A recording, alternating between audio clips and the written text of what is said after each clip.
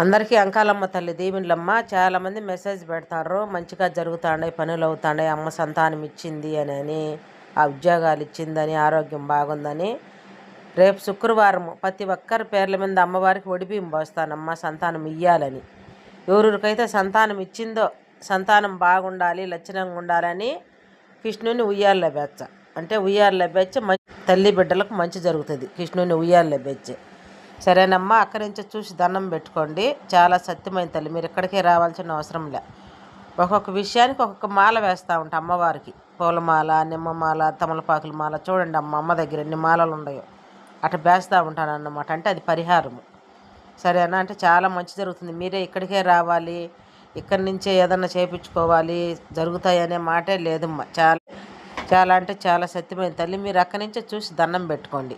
మోసం ఫోన్ నెంబర్లు ఉన్నాయి, మోసపోవద్దు. నాకుండేది ఒకే ఒక నెంబరు 6300549127. ఎందుకంటే చాలామంది నా వీడియోలు పెట్టుకొని ఫోన్ నెంబర్లు వాళ్ళవి పెట్టుకుంటారు.